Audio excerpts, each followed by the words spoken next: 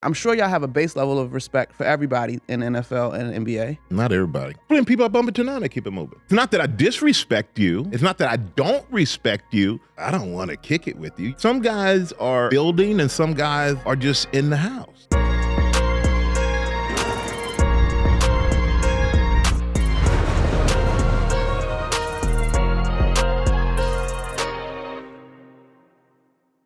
Yo, peace. Welcome back to 7 p.m. in Brooklyn. I'm Carmelo Anthony here with my co-host. Hi, Monica McNutt. Back from Tampa, Women's Final Four. Congrats to the Huskies. Pumped to be here. And it's your boy, you know what I'm saying? The Kid Mero, the human direct fight, baby, because I keep it wavy here. You know what this is? A Wave Original. It's presented by FanDuel, the official sports betting partner of the NBA. Today, we have a very special guest, you know what I'm saying? As a diehard Giants fan myself, you know what I'm saying? Go Big Blue. It is an honor to introduce the gentleman. This gentleman, the one and only, he is a Super Bowl champion. You know how hard that is to do? It's real hard to do. He's a 7-time Pro Bowler. You know what I'm saying? He's been in Hawaii a bunch. NFL Defensive Player of the Year. Pro Football Hall of Fame. He got the gold jacket. Emmy Award winner. You know what I'm saying? Were you expecting that? You wasn't. You know what I'm saying? Please welcome to Red Hook, the one, the only, the guy. Michael Strahan, goddammit. Giants legend, make some noise, goddammit. Thank you. Yes. You know what? I honestly wanted one of those intros where you introduce yourself like you all did. I would have liked that too. Come on. Michael Strahan, fresh off the set of Good Morning America, past my bedtime to be here, but I'm happy to be here. And I'm just here to, I'm just making love to the camera.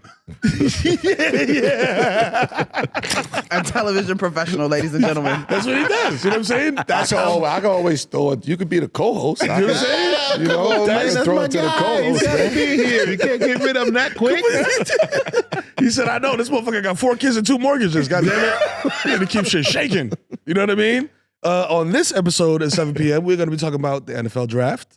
The pressure of playing in the biggest sports market in the United States of America. You know what I mean? Maybe the world.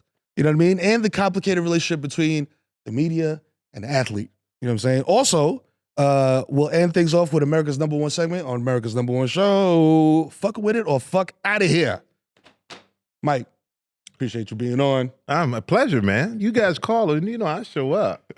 It's deep in Brooklyn too. I gotta say, man.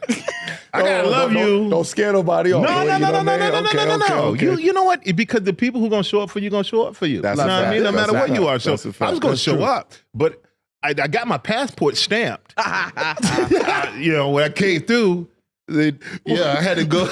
What Mike is not telling you is that we had to send him the Uber helicopter. Yeah. You know what I'm saying? I had to declare a few things that I bought the city when I came. Say the state troopers by the tunnel. Man. It was a whole different thing. Different police force, everything. It's a duty-free bag behind that couch. You know what I'm saying? Not duty-free.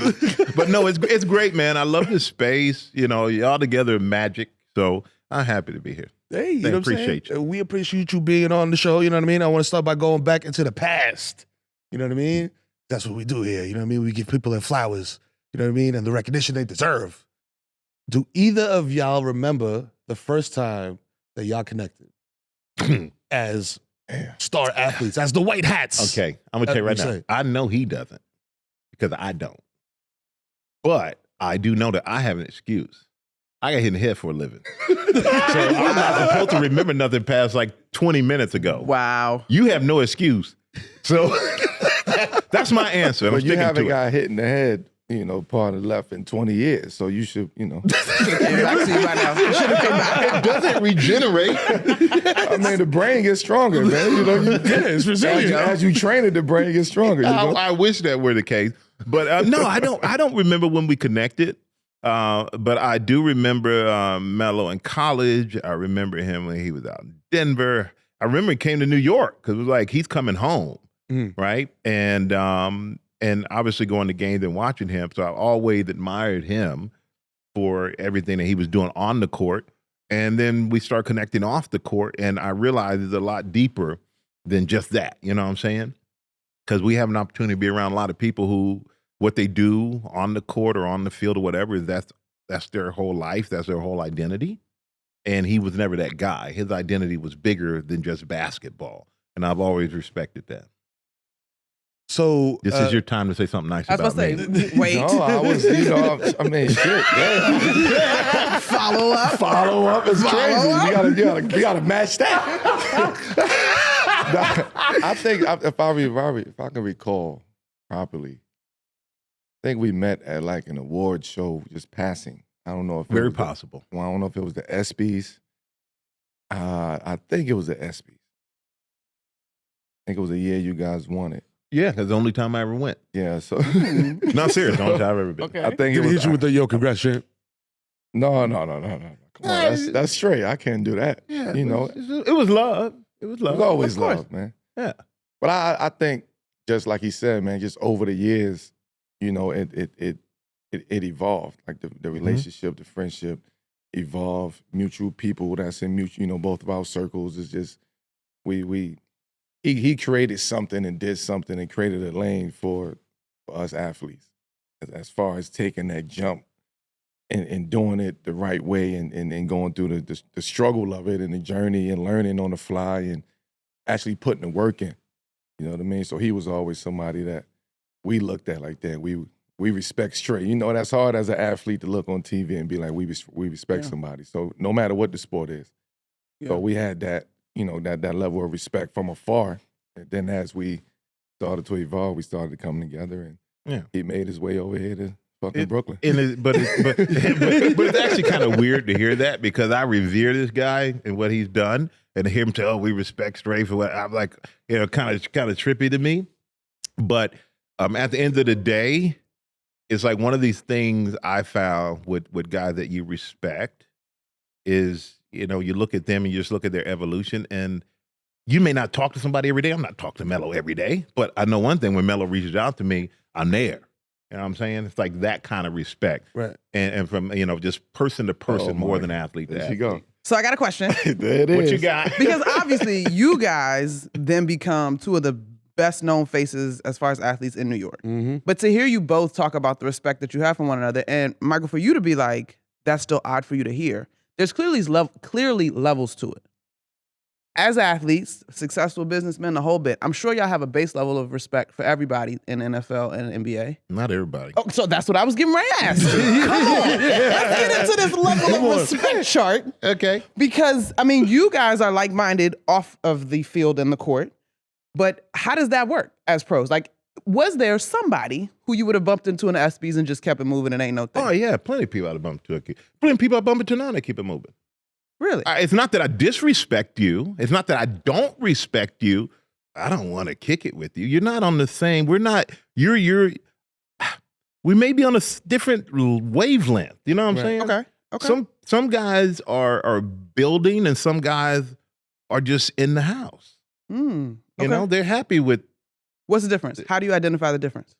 I just. You know what it is? When somebody literally thinks what they've done in the past is all they're going to do with their life, and they're living off that for the rest of their life. Okay. They're not trying to evolve. They're not trying to create. They're not kind of trying to become a better person. And it doesn't always have to be in business. But I just respect someone who does not look and go, oh, I was great at that. And we were talking, you like Al Bundy. You stuck. You had those 4 touchdowns in one game at Pokemon. You wearing that old crusty jersey with your hair down your pants. Like, I like to see people change up, move, take chances. Because when you're successful as an athlete or whatever on commentary on TV, everybody's telling you how great you are, right? And you can do that forever. But how incredible is it to try something different, something new?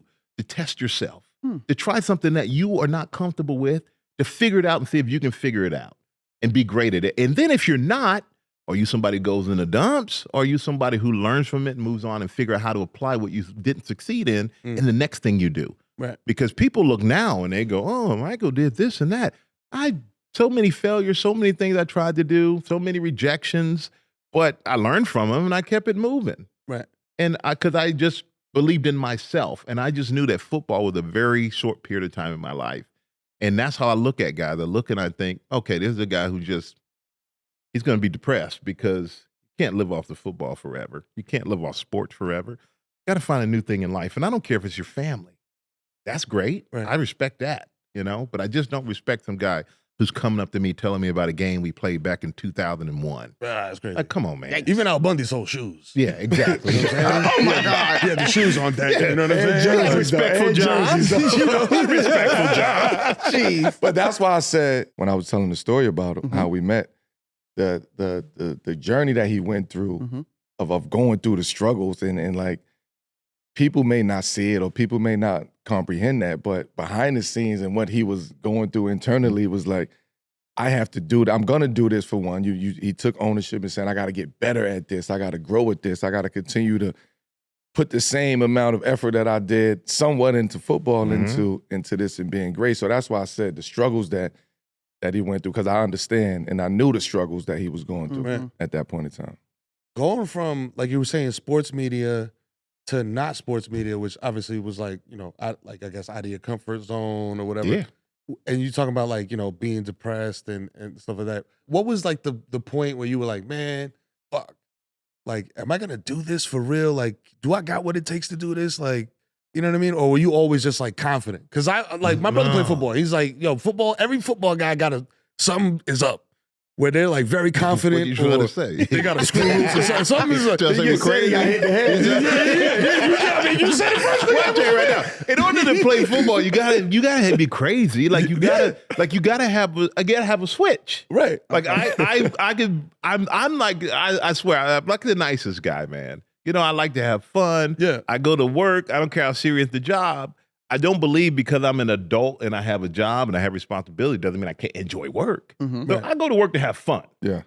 And so, but at the same time, football to me was fun, but it was a different type of fun because it was like I can get hurt, my career could be over, anything can happen. So you have to have a switch. So of course, every football player, and myself included, has a switch because I can hit a switch on you and I can turn into care less about you. I'll kill you. And I just wouldn't feel anything. Or he wanted Like, to sack quarterbacks. He wanted to hit quarterbacks all day, bro. Like that's a different switch. Type. Yeah, it's a different switch. It's a different switch. I can sit here and talk to you like this right now, and then you're on a different team. If you're my mama, I'm gonna try to hurt you. Like I'm gonna knock you out. It just is what it is. That was my job. Yo, listen. Can you look straight down the barrel of the camera and tell my son that? Oh boy. hey, I can't want for your son more than he wants it for himself. That's all I'm gonna say. True coach speak. But with that being said, it's kind of like the same in like TV and stuff now. And not that I was always confident, but I had to tell myself just do it and let it be what it's gonna be. Do your best, right? And I can't be disappointed in that. And also, I like to do things myself. Like I like to work at stuff. I like to do it myself. I like to do my best, and I trust my gut. Because at one point I didn't. Trusted other people and leaned on them to tell me, yeah, you should go with this or you should go with that. And it didn't work out. But then because I'm the name, the criticism's on me. 100%. And that person, nobody knows who they are. So now I trust my gut. If I feel like I should do it, I go for it. And if it doesn't work, I can take it. But if it does work, I feel good about taking credit too, because I'm not taking credit for something somebody else did. Right. You know what I'm saying? So it goes both ways. But you can't be afraid. I've never trained. I've never went to school for anything that I do now. I mean, I played 1 year high school football. I went to HBCU, Texas Southern. Only school offered me a scholarship. I came to New York, green, didn't know anything. And I walk in that locker room, see Lawrence Taylor for the first time. I swear to God, I saw Jesus. No, I'm telling you, I've said all the time, man, everybody was coming in. It was like the vets were coming in for physicals that day, and they all walking through the locker room. I don't know how you felt, right? But these guys are walking through the locker room, and then in came LT. And he was moving across the room. It was like he's on one of those conveyor belts at the airport. He just kind of standing there. Floating. But he was floating and moving. That's LT though, man. He was like he was a god.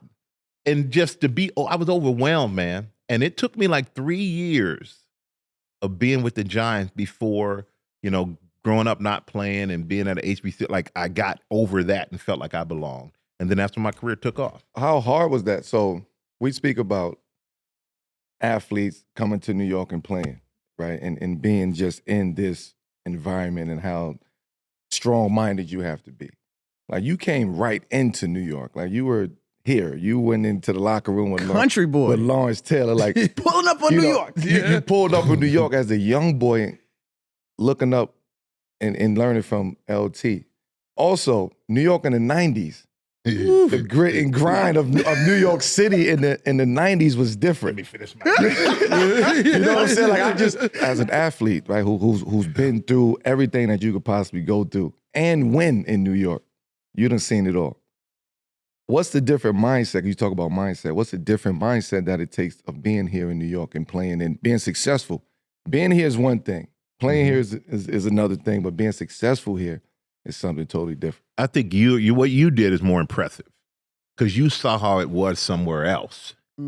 Okay. And then you came here and were able to handle it. Because we see so many guys who are great players other places and the free agent and they get signed here in New York and whatever sport it may be, that they come here and you're like, what happened? What happened to this guy? Yeah. Here. Because they will eat you alive. I came in, I was just ignorant. You know, I was just like, well, get the guy with the ball. I didn't know. Get the guy with the ball. I flat out like, I don't know what I'm doing, but I know I got to eat and the family's got to eat, so let me figure it out. And the way I do that. So dealing with in New York and dealing with the pressure and dealing with the press and all that stuff, I did not like it early in my career. And it was tough, man, because you read this stuff about yourself. One day you're the greatest thing. The next thing you're the worst. Next day you're the worst thing. It was just an emotional roller coaster, and it will eat you up. I used to feel so bad, like losing a game and reading that stuff that I was like, I can't even go to a drive-through. They might just throw the food at me. You know what I mean? You felt that connected and bad. Football serious. Yeah, it was serious. But then I got to the point later in my career, I realized I don't really care about the opinion of someone who can't do what I do. You can't even. And why are we as athletes or in any business, why am I letting the opinion of somebody who's talking about it, who's never done it, bother me because they've never done it? They can't do it.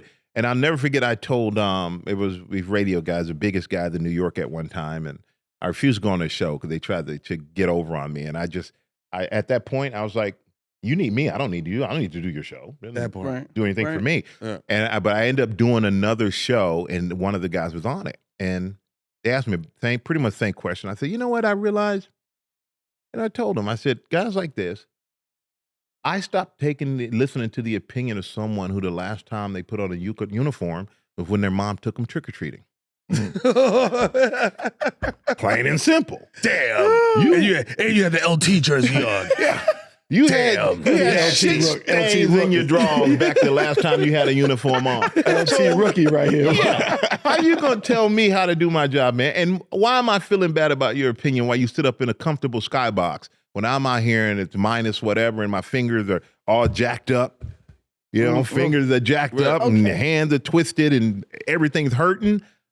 I'm out here fighting for my life. And you're up in a comfortable skybox telling me how to do this? With the heat on. I just stopped caring. And that was the best thing I ever did. Helped my career. I started to enjoy actually being in New York. This is how long into your career when you... Man, this must have took me like 10 years to get there. Though. Yeah, it took me a long time. And then it would only bother me when they would mess with young guys. And then I would jump the media right in the session about, well, you know, this guy over here, like, he's doing his best. I've never seen anybody try to be bad. I don't know about you. No. I've never seen anybody intentionally try to be bad. Right. But you gotta, I see it now on TV. I watch everything. I watch you. I watch everybody. And you can tell people who give opinions based on their experience, but there's always some empathy or sympathy to it. Like they understand because they've been that person. They understand that other side. And then I see those who have been there before, but they're just pissed at the world. Right. They're pissed at the game.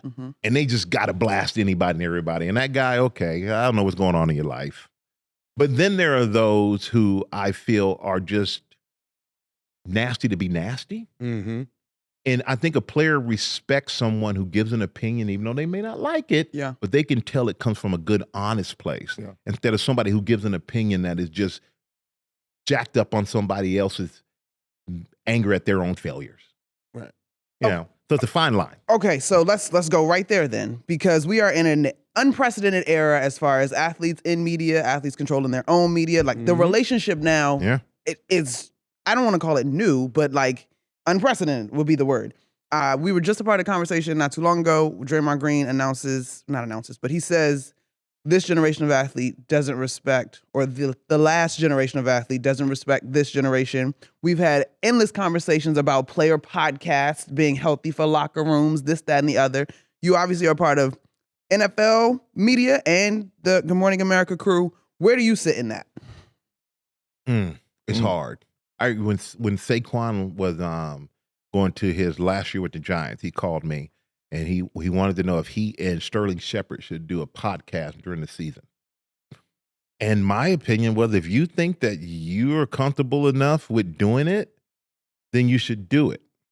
But the only problem is, if something goes wrong, if you're not playing well, if the team is losing, you still got to show up and do it. Yeah. Right? And I guarantee you, they're going to blame you. And a lot of it in this of doing something away from football as your focus is not on the game. Personally, for me, it wasn't worth it. And I look at all these guys now and, you know, respect to you. It's a different world. It's a different game. If you can get a podcast, if you can do it, this new generation, do your thing, guy. Like I hate on any of them. But you better make sure you don't mess up your primary worrying about something secondary. And I see so many guys that are worrying about a secondary job. I want to build a brand. I ain't worried about building a damn brand. I just was being myself. Right. Being the brand. Yeah. I just, you know, when it came to getting on TV and doing things and I just did things that were fun to me until it eventually turned into a career. Yeah. I didn't actively go out and say, well, I'm playing football. I'm going to pursue a career in TV. Never once in my life on my mama did I say that. I literally was like, oh, you want me to come on and do this? That sounds fun. I'll do it. And next thing you know, these fools offered me a job. So I look at guys now, and I think so many are so focused on the next chapter of life when they're not getting the most out of this chapter. And that's what freaks me out. And so for me, when I play football is everything, man. And my teammates would tell you, I was all in. We're in practice. I'm 6 years old when I retired. I didn't take days off. I didn't say, Rook, get in there and take my reps. I didn't. They threw the ball 20, 30 yards downfield. I didn't just stand there and watch. I ran my ass 20, 30 yards downfield because I'm the leader. And these guys, if we're going to win, I have to show them how to win. Right. So every day for me was important. But now that I don't do that anymore, now I can transfer that energy over to what I'm doing now. So how then, because you've said a couple of things that sticking with me. Shout out to you for being a terrific guest. Thank you. You started the conversation talking about how you respect your peers and guys that are looking to expand and grow, right? We just talked about how you got to be present in the current chapter and not so worried about the next chapter and these brand things. But do those work together? Because you just told us how you were sold out, locked in over the course of your playing career. And now we're in a space where we're having conversations about mental wellness and all that and where that falls into the landscape of competition. When you talk about being all in, but also being able to develop, how did that work in tandem while you were building this Hall of Fame career? I honestly think it worked for me because I was focused on football, and being great at your craft in this city made people pay attention to you when you had other things that you brought to the table. Okay. And if I weren't a great football player, I would have been another guy on the Giants who had a career, who came through, who didn't expand on it because I was just another guy who came through. Got it. I realized that playing and being great at it, that was the best thing that I could do, but I wasn't even thinking next level. It just kind of came with it. And I also feel being nice, being consistent. Man, I tell you, I hate these cats. When I see you in one spot, and you over the left, I see you in one spot, and you cool. Then I see you in somewhere else, and you're a completely different person. Maybe you're a different personality. I don't know. That's not for me to judge. But just tell me that when I meet the first personality, so I don't expect it when I meet the second guy. Right. Or tell me you got 4. Yeah, tell me you got 4. Trust me, I had teammates who were 4. Yeah, you'll get split, right? But I like consistency. And I think for me, being consistent, like you see me here, you see me later, I would be the same. I don't trip, I don't change. And I think it helped me build sincere relationships with people in business and people just in New York. Yeah. I never asked anybody for anything because I felt like I'm taking care of myself by handling my business. And post-football, it has helped me tremendously because these relationships have evolved. Some have evolved into business. Some are strictly just friendship. But I find that just being a good dude, man, being a nice person, treating people with respect, really being interested in people is the greatest gift that you can give yourself, because that makes people in all walks of life want to be around you. People want to do business with you. And your phone just went off. I read the sign. I read the sign. That's crazy. I read the sign over there. It said, turn off your phone, put it on silent. You're the damn host of the show. You know what, Melo? You need a new host. It was never. I'll drive out here to Brooklyn. I gotta pass it to my co-host, man. It's never. Yo, dog. I've been doing this shit for damn it fucking 15 years. That has never happened in my life. I don't know what the fuck. That's your kids. Yo, the kids can only call fucking with my through phone. Do not See? do it. Yo, You know listen, what that sound don't like? ask me for my fucking phone for no Brawl Stars. Can I say something real quick, man? You know what that sound like, your excuse? Oh, I never do this on the first day. No, Mike, don't do me. Mike, don't do that. I'm just saying. Don't do that. You're boy here lying to us, Melo. We can't let him get away with that. Oh, no. Monica, he lying. Like we just met. Like we just met. So I want before we move on to like our I'm gonna get in trouble. Stay right here if you want. but like I want because you touched on the point. You asked a really good question as far as the athletes and like what they doing off the court and on the court. It's becoming a tandem now. On the flip side of what you were speaking on, somebody like Draymond Green does it, right? And like we respect it, right? I mean, I don't even speak for myself. I respect it, and here's why I respect it. To your point, he's able to go out there and play. He's able to go out there and compete. He's able to go out there and do whatever it may be, good, bad, or whatever. But also, he's able to go on his show and speak about it and like take accountability, majority of the time, right? He looked the question in his face, like he don't run from the actual question. And I think being able to do it that way, that's the only way to work as an athlete, as an athlete that's playing today. If you're not willing to take the criticism and deal with it when shit is going bad, it's not going to work. Don't even think about doing it. You got to face up. Absolutely. And I Okay, think wait. And for Draymond too. Draymond has been playing a long time. Mm-hmm. He wasn't doing this in his first few years in the league. No. Draymond knows what he can do, how he can turn the switch on and off when he needs to, and he's able to compartmentalize now. When you're a young 20-something-year-old player, man, I don't think you're ready, especially if you truly are committed to what you're doing. Yeah. Could 7 p.m. in Brooklyn have existed while you were still playing? No, because I didn't like talking to the media.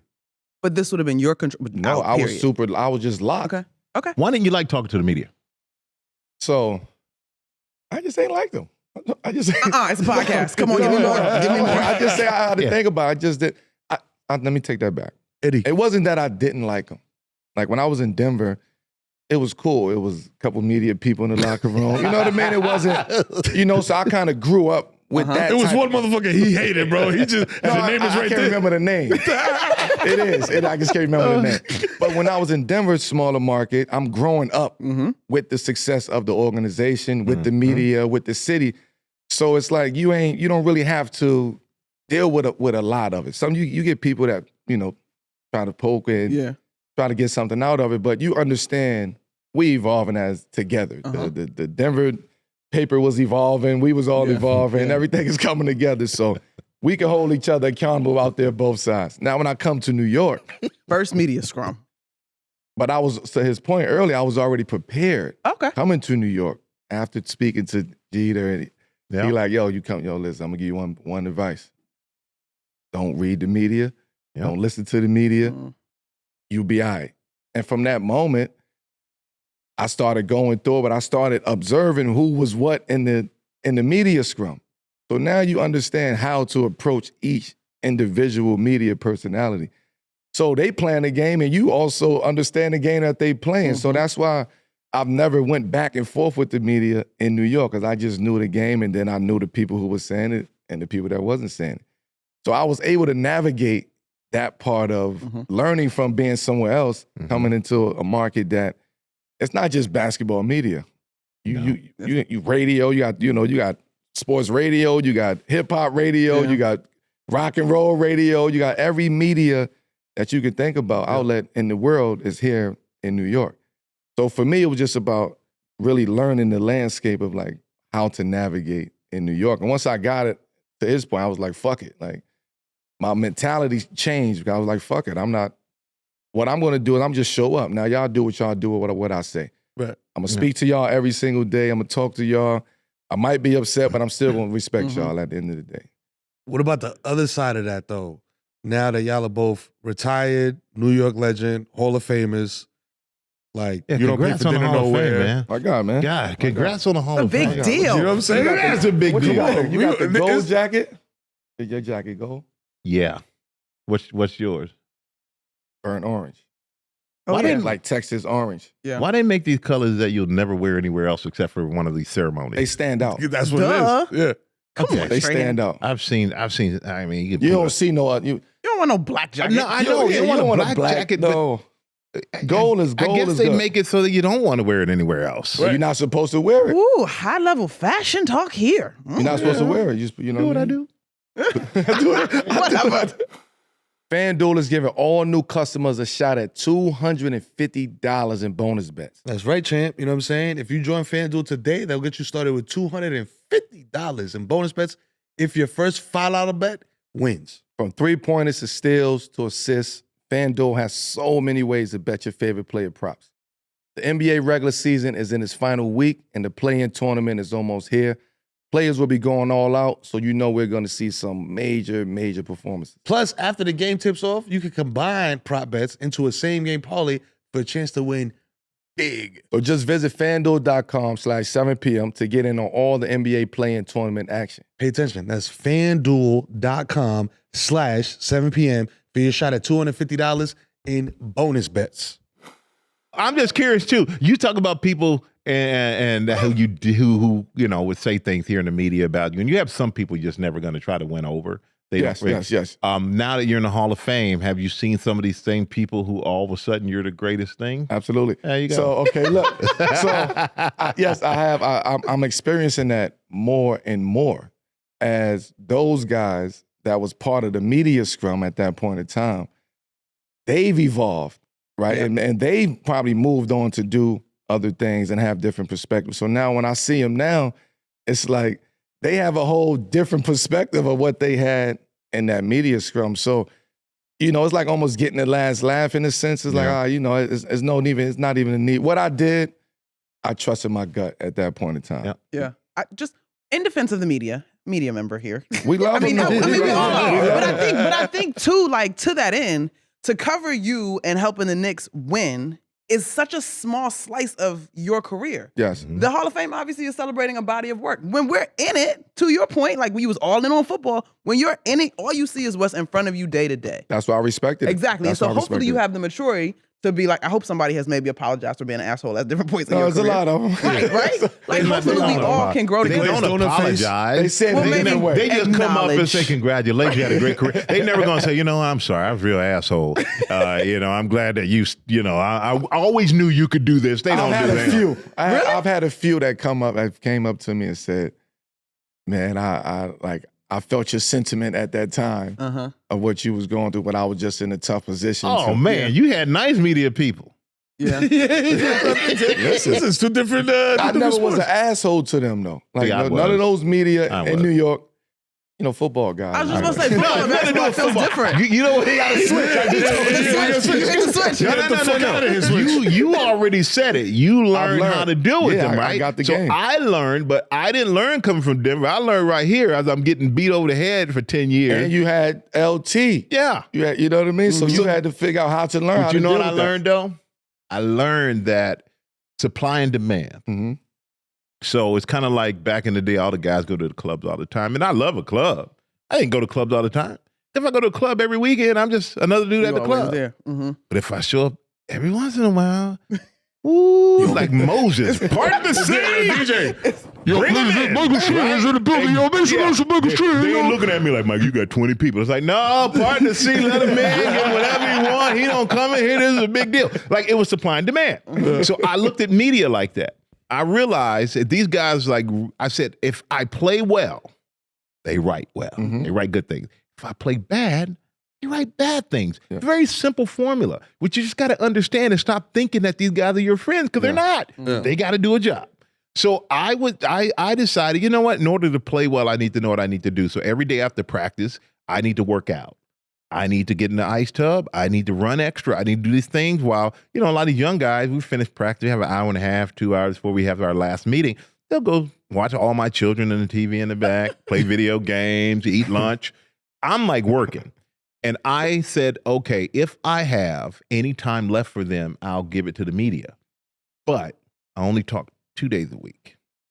I'll talk after the game, but other than that, 2 days a week. Oh, yeah. You had it easy. And they were Jack. like, You had it easy. 2 days a week. I said, nah. And in my head, I'm thinking, if you talk every day, What I'm gonna say? I don't want to turn on TV and see myself. Like, I'd be sick of it. The fan gonna Yeah, get bothered. The fan gonna get bothered. Absolutely. But if you get me twice a week, first of all, you're gonna use what I say because you only get it twice a week. And secondly, I would mess with them. I play the game. I go in there and say, hey, and I may talk to them for 20 minutes. Then I may get in there the next day and I go the next time, 2 questions. I'm not mad, but I just look like I'm mad just for the hell of it. And then they would say, ask me a third question. I go, you can't. That was 3. You can't count. I'm not talking. I'm done. And then that's the one they use. And then there'd be days that they know it's the day I'm not talking, but I would start talking to them. Hey, how's your wife? Tell your wife it ain't too late to get out of it. Just messing around with them, right?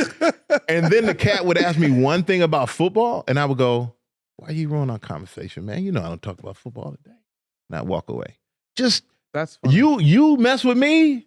I was mad. Yeah, a football player's are different. What were your 2 days? Did they change? I or were think they steady? Mondays and Thursdays, something Okay. like that. Yeah, Okay. Mondays and Thursdays. What is it, Thursday? All right. You had it good. Space it out a little bit. No, Because you ain't had no 2 days. What? I had 7 days a week. Because you chose it. No. You should have called me. It was mandatory. That's mandatory? It was mandatory. Well, they tried to tell me that I in couldn't New York, get away it was with it. and I mandatory did. to speak. At one point in time, I had to speak. Shoot around, like after shoot around, before the game, and after the game. What is That's there to 3 say? times in one day. But what is there to say after shoot around and before the game? Not a damn. Post game, I not can a ask me damn about the thing. game, but Not a damn thing. Not You a see, that damn would thing. make Yeah, me we just getting ready to advertise play tonight. We This got is- a Then good after the opponent. game, you got to speak post game. It is the most We gotta go out there and play as a media team. session. Say cliches. Yeah. Then you come back the hit the next open shot. morning. You come back the next morning at practice. You got to speak again. Yeah. See, y'all work too hard, though, man. They're How not do you make that available anymore. No, For I'm what it saying back matters. then. Yeah, I know, when we if it fought, we matters. fought for, you know what I Yeah, mean? you paved the way. You Yeah, we- changed How the do game. you- how do paved the you- way. How do We I? fought for that. Get out the locker. Y'all can't be in the locker. We don't want y'all in the locker Yeah, room. none of that. Y'all got a certain time in the locker room because that. Imagine you in the locker room changing and getting yeah. ready for a game. Yeah. Oh, And yeah. there's 50 media personalities in the locker room, just in the middle of the locker room. Yeah. You got to change. You trying to get locked into the game. Players is in and out, and you in there for 45 to That's 50 before the minutes. game? Yeah. Y'all used to have media before the game? That's wild. Man, I think they Wow. changed. Locker room was that's open. different. Open locker room. I think they've changed now. They have right? changed. There's Yeah. a window for open locker room now, and the guys are all dressed. How do you stand Wow. out in that crowd of like what you saying, 20, 30 people just sitting there trying to talk to you? Do you? What you do is you get You out of there. do. Are I you think talking about as a consi- media? As a media? As a Yeah, media yeah, member. yeah. I think you said as consistency, Mhm. the types of questions you ask. I'm gonna be honest. For me, in a lot of these spaces, one a few black women, like you talking to a locker room of Yeah. folks that look like you. But I think consistency in the types of questions you ask probably are your best Yeah. bet. Like you don't want to waste people's time. But for And- you, and like I respecting watch the you, space. and the thing you do, you ask the right questions.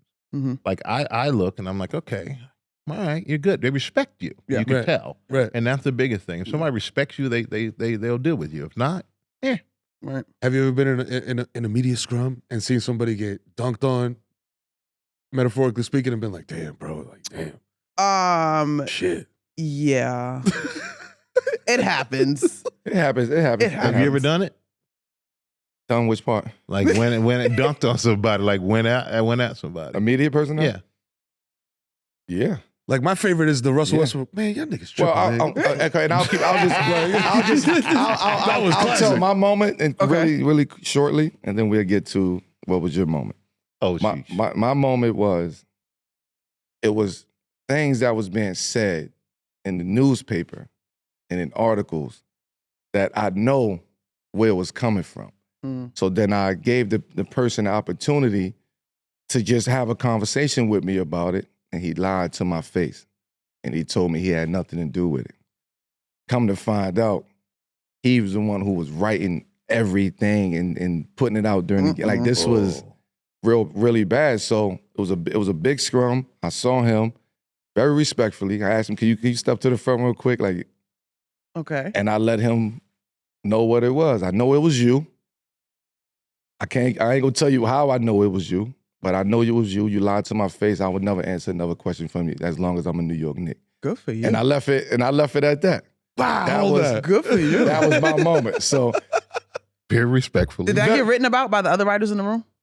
Did that turn into a thing? no, but I did years later hear it now saying that was one of the most respectful moments that one of those media guys have ever been a part of. So life come at you full circle, man. And you could have fucked with it or fuck out of here. But, you know. Segue. Yes, sir. Yo, see, come on, man. Who said he don't pass the rock, man? Come on, son. You know what I mean? But before we get into America's #1 segment, Mike, you're here for a very special reason. You know what I mean? Can you let us know about the $100,000 pyramid and your design lab? Oh, yeah, man. $100,000 pyramid, ABC, 10 p.m. Sunday nights.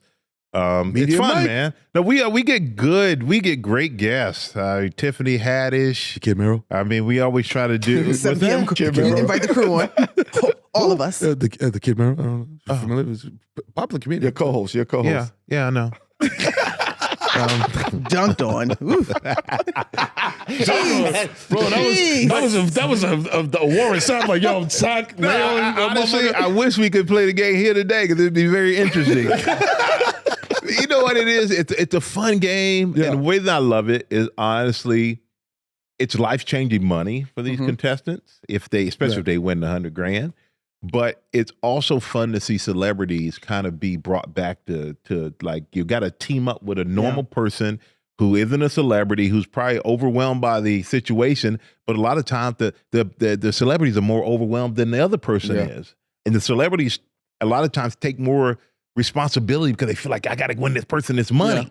So it ends up being an incredibly fun game, competitive. And people you don't think are competitive, you're like, well, okay, I didn't know you had that in you. Right. But then there are some you're like, I would let you watch my kids. Like I'm wondering, I wouldn't let you get a driver's license. How in the world are you taking care of yourself? Do you need me to feed you? Like that kind of thing. But it's a lot of fun, man. We have a good time shooting the show. We will we'll shoot a whole season like that. And it's been 8 seasons of it. So but yeah, $100,000 pyramid is one of my favorite things to do. And then my clothing company, we did a design lab. So we do custom suits, jackets, linings, everything else, michaelstrahan.com. You can go check it out. And yeah, but it's just fun because we've had the clothing business for 10 years. And it's evolving more to clothing. Now all of a sudden the home goods for men, more targeted towards men in Burlington, to the design lab, which, go hook yourself up, make yourself a nice suit, man. Your custom New York Giants lining, and put your face in it. We don't care. And you know what? When I announce the pick, I'm just like, hey, exactly. Here you go. But most of all, it's affordable because for me, I'm like, you got to make it so people can afford stuff, especially now the way everything's going. So, been a great 10 years with that, and hopefully many more to come. But I mean, just like you guys evolving, I evolve every day. I learn something new every day. I love business. And I have to find something to keep me busy because I don't want to be on TV forever. Right. I don't want to look at myself and be like, damn, who's that old ass dude? Here's a business proposition for you. What you got? Do your company do the Hall of Fame jackets for the we NFL? Did the NFL. Ooh. I actually did my own Hall of Fame jacket. We had them give me the material because they wanted me to do. They have a contract with another company. That's supposed to be you. It was a box, and I didn't want to wear a box suit, so I actually told them, "Well, give me the fabric. I'll cut my own." And I go back and I look at my Hall of Fame thing. I'm like, okay, he did a good job. I look right. I want to look like a box. You know what I'm saying? Right. But we did do Boxy the NFL. But we did. The NFL had the NFL 100, like the top 100 players in history, and we did do all of that. And we outfit a lot of the retired players and players who are trying to go on and do other things in TV and media. Anytime an NFL player or someone in any sport asks myself and my partner, Constance Schwartz, who started the NFL when I met her 30 years ago, we literally say yes, because we want to help athletes, go from where they were to where they want to be, because we've been there. We know how scary it is. We know how, unsure of yourself you can be. So we never say no to trying to help somebody if they want some help along the way. Yeah. Is there anything that you have not done business-wise that you want to try to tackle? Is there nothing I haven't done business-wise? Well, I'm working on something right now that could be really big, but I cannot say it here.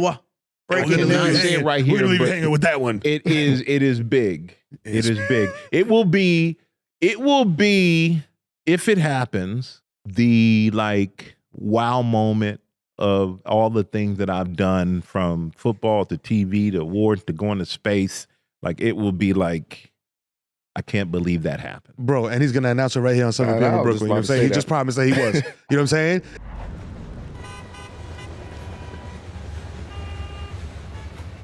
Get ready for the number one segment in America on the number one show in America. It's Fuck With It or Fuck Out of Here. Mike, you ready? I'm ready. You know what I'm saying? This segment, we tell you something's going on in pop culture, music, whatever is going, athlete, whatever. Okay. And you tell us if you fuck with it, yes, Mike approves. Or fuck out of here, no, don't ever say that word in front of me again. Okay. You know what I'm saying? Start us off, champ. A video surfaced of Michael Jordan out at the club turning up to Not Like Us. On the caption, it says, the DJ said no request until MJ asked. Oh! Come on, man. You got to turn the lights up. Yeah, MJ. Yeah, MJ. Okay, that's the Mike? DJ we looking at? Okay. Mike, yo, that's crazy. Yo, see? Thoughts. Damn. We gonna say your thoughts, but it's Not Like Us officially the GOAT diss song after the GOAT himself requested it to be played in the club. Oof. Fucking with it or fuck out of here. Why y'all put me in this position? I will tell you this. I like both guys, man. Yeah. But if MJ's asking, I gotta fuck with it. He goated it? Yeah. I mean, he goated it. MJ. He said Come on, man. That's MJ. He probably said, hey, man, tell that little DJ man play Not Like Us, man. Exactly how it went. But if you go back and look at the video, the DJ doesn't really look excited. Yeah, because it almost looks like I didn't want to do it, but I didn't want to lose my job. Yes, sir. Right. He definitely said no request first. He was somebody was like, no. He probably turned MJ down. So nah. Yeah. MJ, somebody tell that little motherfucker, man. Play that shit. Not Like Us. Play that shit, man. You don't tell him the cell phone. Play Not Like Us. Right. Play Kendrick. Mike, yeah, you don't tell MJ no. You fucking with a chip? Is the song goated? Because MJ goated it? I mean, the song is goated. I mean, it's up there with, 50 Cent, 21. It's up there with in the clubs and those type of songs. Those are major, major songs that we're gonna be hearing years and years and years and years. Like that's a timeless song. Right. Y'all remember VH1 Behind the Music? Mm-hmm. Absolutely. Like this song is gonna have everything behind it. Right. This is such a moment. It's two incredible artists of our generation. Like the song is definitely goated, and I can't wait to see what all the spin-offs. But you know what kills me though, be honest with you? We don't see country stars beefing. We don't see rock and roll stars wanting to kill beat each other up. They beat differently. Like, what the hell is wrong with us, man? They beat differently. They beat differently. Come on, beef differently. I'm gonna go tip your cow when you're sleeping. We out here, man. These guys out here trying to talk. Come on, man. They beef differently. We gotta be better. I'm looking out for the people. We gotta be better than this. They beef differently, though. Listen, we talk beef, real beef, like beef than cow beef. Nah, oh my gosh. But how are they beefing in country? They popping out. They Wait a minute. 100%. Pulling up. 100%. Track trucks, they pulling off all type of Oh shit. yeah, They Luke wild. Bryan is over here. Sure is worried about Randy Travis coming through. Come on, man. Hold up. Believe it or not, there's a lot of I believe there's beef, but they ain't beefing like we rock and beefing. roll and all of that. We got this whole machoism, man. And I've been that's looking at been half these music cats going, y'all forever. don't bust a grape on nothing. But that's- Take your gun away, show up man to man, put them up, and do what we used to do. Put 'em in All dukes. this, everybody got this false bravado now because of a weapon or because you had a crew of people. You don't want Mike, to stand it's up for nasty yourself. out here. It's nasty It's out nasty here. out here. It's nasty. Damn, It's shit. Listen nasty. to Unc. No, Merch. I want people to live, man. I want people Merch. to Yeah, live. They both living. I They don't want good. you dying for your music because we losing out. That's right. Yeah. We losing recipes, y'all. You know what I'm saying? But Listen to Uncle Mike, man. This one never got to the streets for real. This one not. Yeah, going. no. This Well, was they very. went shot up. Remember Drake's house and they shot the girl out front? No, it kind of went to the streets a little bit. The streets of Toronto. Yeah, the street. A little bit. Oh boy. Oh, can we? It's what, man? Y'all think I don't know about this stuff? Come on, man. Is this a segment on GMX? You gotta pay You attention. be working in the morning. Pay attention, man. God damn it, if y'all niggas don't let me get Okay, this. let's go to the next one. I'm sorry. Go ahead. All right. Go ahead. Mike, Please. this is the last one because your publicist is having a heart attack. And she always. Last one, Mike. Before you Relax, Jill. We good. We're gonna do one more after this one, just for good sake, just for the hell of it. Anyway, Michelle Williams posted a photo of a passenger whose feet were out on and exposed on her flight, which I know is one of my 7 deadly sins. She said she ended up elbowing the person's feet to get them out of her personal space, okay, and took her jacket to the cleaners afterward. She clarified that she was in first class and that person must have even more audacity since they were in first class too. So, oh my God. I'm I didn't elbowing know it she too. was out there with James Harden. That's crazy. I'm not elbowing. I'm turning around and be like, move your feet. That's not enough. That's not enough. Like, no. move. Yeah, nah. That's not I'm enough. not. Oh, no. I'm with you. I'm gonna talk excuse you first. me. I'm not trying to put Move your any of feet. my You got a materials Donkey on Kong, your Donkey toes. Kong punch the foot. Melo, no. No. Not a mosquito. Get the fuck out of here.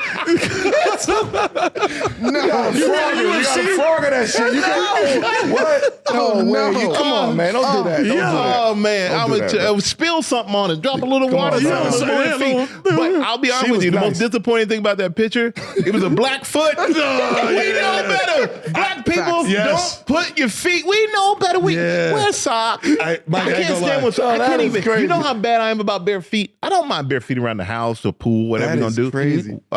But like when people do this, it's just disgusting. Even though he doesn't have buns or nothing, he don't have Shaq feet, so he's doing. Not he's better. Shaq feet. Sorry, Shaq. But that's disgusting.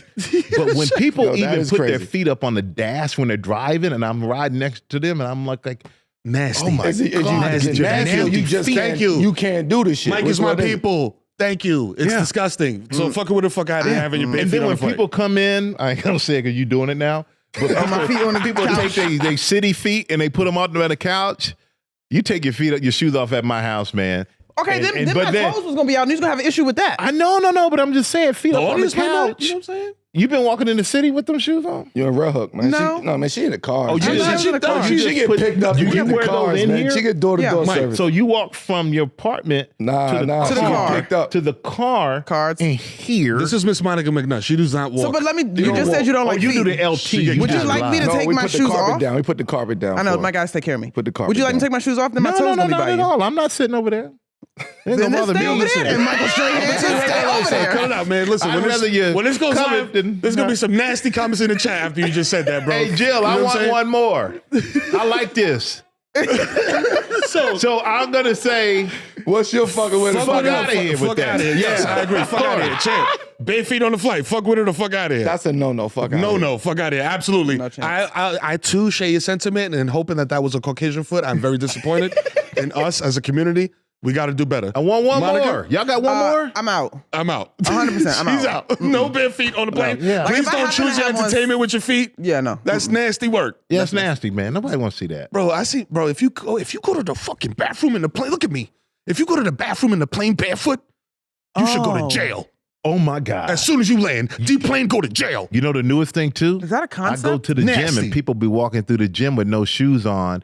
And a dude walked in front of me yesterday out the locker room. I'm looking at him going, That's just flat. It's just disgusting, Okay, man. wait. Barefoot or no shoes on? Barefoot. Okay. And Barefoot is then nasty. even people walking That's through the disgusting. gym with just their socks on or barefoot working out. I'm like, that's just nasty. Like, Okay. you drop a weight on your foot, Okay, not for your sure that toes. the It's better for toes your going to be feet. protected. Time out. But I don't want to see it busted. It's better for the proprioception at the bottom of your lift in feet. socks. You know what I'm Yeah, saying? I lift in socks. Why? To grip and Because it's better- strengthen your feet. Come on, man. and, Come and, on. you know what I mean? We Like, about wellness it's on better. 7 p.m. in Brooklyn. You do it too? Yeah, I work out with no shoes on. Yeah. Fuck out of here. I'm not working out. I'm not working out with either one of y'all. How about that? We ain't working out together. We'll do this anytime you want. I ain't working out with you. I got the Harachis on, Mike. I'm with you, man. We right there. It's almost like you're barefoot. You know what I'm saying? My boy right there. I get dark socks too. Don't Dark care. socks. You can't work out with white socks. No, can't work out with White socks is Yeah, you can't that's work out. absolutely foul. White socks is terrible. You see the footprint under? Wait. After 2 minutes I in the know gym? you are like you yogis, Pilates, yogi. All that counts. But, okay, yoga and Pilates, you have to take I'm just your stuff making sure. off. I'm making sure But you I'm wouldn't not, be- once I'm done, I'm putting it on and going to in the gym after that. That's I'm not working out, I'm though. not just like walking and working out like barefoot or socks or nothing. That's just Yo, if I see you nasty rubbing work. your toes together in the gym, I'm suing. Okay? Nasty Next work. up, we got, my New York Yankees. They hit an MLB record 15 homers in their first series against the Brewers. This offseason, the Yankees redesigned their bats and came into the season with torpedo bats. A torpedo bat is just very simply, a design with more mass concentrated in the area where a hitter is most likely to make contact, creating a wider and more effective sweet spot. Facts. You know what I'm saying? These bats are legal, by the way, but pitchers around the league have said that they should not be allowed. Fuck with it or fuck out of here, finding competitive loopholes in sports. I fuck with it. Me too. Thank You know what? It's not like they're saying this is the only bat. Yankees are the only ones who can use it. Other teams are using it. Other people just aren't hitting with Yes. it. You still got to put the bat on the ball. And on top of it, the best home run hitter we've seen in God knows how many years, Aaron Judge, he ain't using it. He ain't using it. So it's kind of, to me, it's a mute point. It's kind of like the tush push. Do I like Philadelphia? No. Do I like the Eagles? Hell no. Can't stand them. My man. But the tush push, I'm like, if everybody could do it as effectively, they wouldn't be trying to ban it. That's a fact. And so yeah, I'm all down. I'm with it, man. Prime Mike, if you're in the meeting and you're telling them and you're saying, yo, we should try this. Are you saying, yo, we should try this? Tush push. I'll play out of position to make this happen. Yeah, because I'm like, yeah, we can't stop it. Y'all got to figure out a way that we can do it. Yeah, absolutely. So how would you stop it? How would y'all stop that? And, you know what I mean? Are you jumping over the line? How like, would, hey, bro, I ain't gonna lie to you. how would y'all Put it line away. y'all The way taste? I would try to stop it, Yeah. would probably get a fine. You would jump? I'm gonna tell You one of jump the it? dudes, hey yo, when they hike it, just go and just put your helmet right on that quarterback's head. I don't care what you got to do. Yeah. Just send a message. Yeah. Every once in a while, you got to send a message. I was watching that Redeem team, Yeah. and Kobe when Kobe thing? was like, Yeah. I'm gonna run through Powell's chest. Yep. And he sent a message. Yeah. Now, if you get a fine, cool, we'll take care of that for you. But if we're talking gonna send a message, you're gonna do that tush push, this might come back at you. That's why I'm glad you out the game, man. Let me tell you. I'm gonna say that now. I'm gonna say this real quick before we wrap. I'm gonna say this. What did I say that warranted No, that? it was very inspiring what you said, and it was also some scary shit when you really think about it. Let me tell you something. Him on those D lines, yes. right? Today, the way that they were so aggressive and physical back then, I'm getting fined. they wouldn't even be able to play today. Absolutely. The way Like that the they Isaiah too Stewart aggressive, they was too aggressive, and they understood the way they understood the game of football, and they was trained to kill. I'm putting No, perspective. facts. 90s and Yeah. like these is Yeah. they looked at the 80s and the 70s where it was I'm no still telling rules, my and the kids that. 60s where they had no teeth playing football and leather helmets and all that. They had the leather do-rag. Which is why I love us the leather do-rag, man. Like, it would be, I mean, I know it would never happen, but like that physicality on today's front line, in the trenches, Well, you have a few guys who that's are different. aggressive and great, and that's why they're great. Like Yeah. because they kind of play the old school style. But I would be fined a lot. Yeah, you'd be thrown out. I You'd be mean, thrown out. I would get fined. I just never, like, I work so hard. Like, I'm pass rushing. And then I got this 340, 50, 60, 70-pound guy. Like, I wasn't a big guy, but I'm fighting this cat, and I get this close. Yeah, and that's a flag. And you throw it, and I'm supposed to not hit you? This is what I'm saying. I'm sending a message. Okay, I know.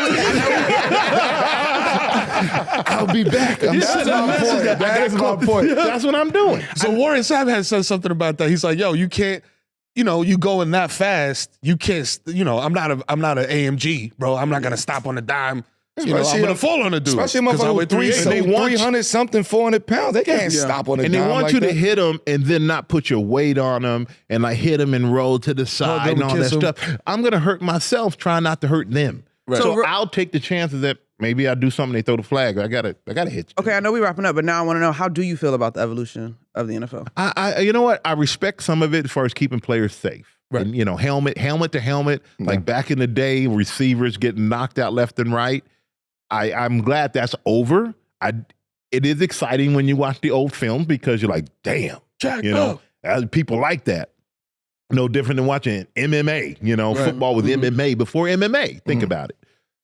But I respect the fact they're trying to keep players safe, but I do think sometimes the game has gotten to the point where if you're putting your hands up to block a pass and you come down and you scrape the quarterback. Why you slap her knee like that, man? No, I didn't mean. I didn't. I can take it. You know what? She got long legs. I got long legs, but I didn't realize it was right there. That's a football. He throws a football. I was actually trying to touch her shoe because she had it on instead of have fresh toes out here in front of everybody. But when you do that and you put your hands up, you come down and you barely graze a helmet.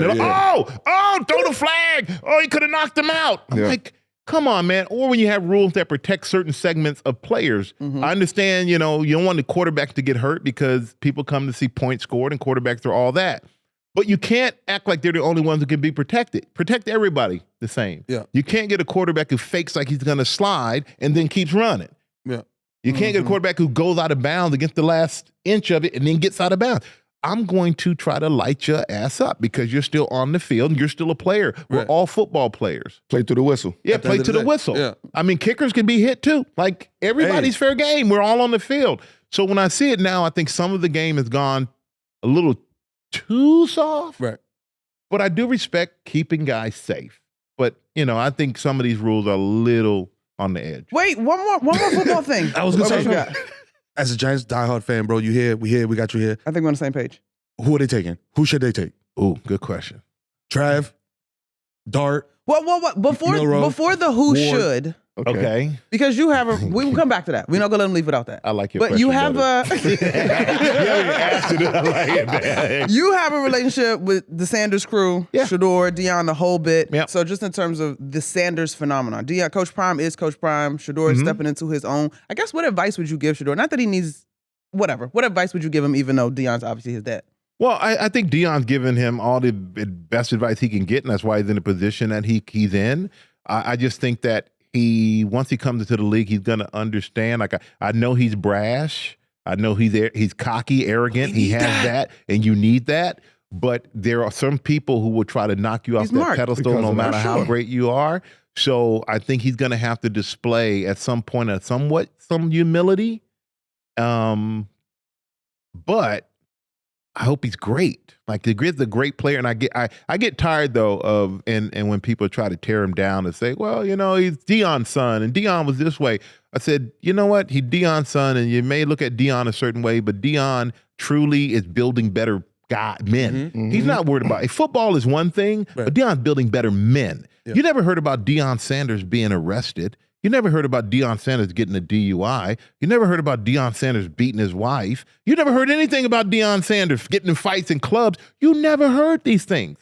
So people look at Deion's confidence as if it's a bad thing. And they're looking at Sheduer's confidence as if it's a bad thing. The only difference between Sheduer's confidence and Deion's confidence is that Deion did it already on the highest level. And now Sheduer's coming in with the Deion confidence, but hasn't proven it yet. And I guarantee you there are more people who hope the kid falls on his face and is successful.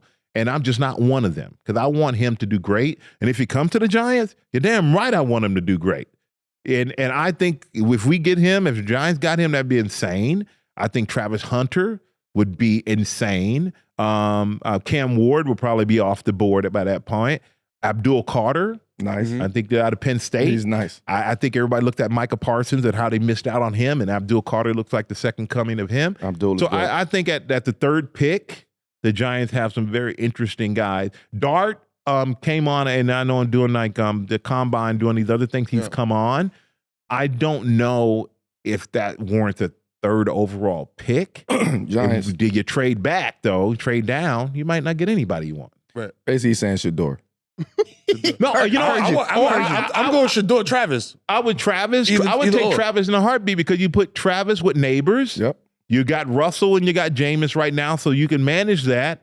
And then you just got to find a quarterback of the future, you know, because both of those guys are going to be, you know, at a certain point in their careers, get one of the future who can grow into it with these young receivers. And Travis can play both ways, but if I'm him, I'm playing wide out more than anything else, you know. Head coach Strahan, are you letting Travis play both sides of the ball? I would, but not all the time. Not every package. I think he's more of an impact as a wide receiver. He's more of an impact. Right. And he's a shutdown type corner, but I just think if you're going to use his energy, I would use it as a wide out. Put him with Neighbors would damn near be impossible to stop. I like that. I like him. I mean, I like Neighbors and Hunter. Yeah. and Hunter with Russ over there at And the Travis is helm. a great kid too, Russ man. need those Great little kid. dump off passes. Man. Okay, wait. He need those. You said Shedeur's gonna have to demonstrate some humility. What does that look like? You know what? Going into whatever team he ends up on and just don't worry about telling the media how you're going to change things. Just do it. Mm-hmm. You know what I'm saying? Yeah. Just do it. Let the game talk. Show them because they're waiting for you to say something that doesn't happen to what their expectations are because they don't know what your expectations of change are. right. You know, and I just think for him, just go and just do it. Don't worry about telling the media how great you're going to be and what you're going to change and the culture you're going to change. Just go in and change it. And I think that'll be all he needs to do. Listen, And we man. all know he want to win a championship. So Absolutely. Don't even say it. Yeah, nah. You know what I mean? Like that. No, the kid Don't wants even to be say it. great, and I think he Yeah. will be. Like Mike said, like Melo said, just go do it. And we did it. It's 7 p.m. in Brooklyn. You know what I'm saying? We got Michael Strahan, the goddamn legend in the building. Monica McNutt, of course. Peace God. And it's your boy, the Kid Mero, the Human Direct Flag, baby. 7 p.m. in Brooklyn. It's a Wave Originals presented by FanDuel. Yeah. You know what I'm saying? Lock in, like, subscribe, hit the bell, comment on the comments. You know what I'm saying? Don't say no freaky stuff about Monica's feet. I will find you. Oh, God. You know what I'm saying? Tune in next week. We'll be right back. You know what I'm saying? Holla. I had a great time, and if you see me working out in the gym with these two, rescue me because I ain't working out with people who don't wear shoes. Yeah, nah. I might not even go in there because I'm not seeing white feet. 7 p.m. Holla. Peace.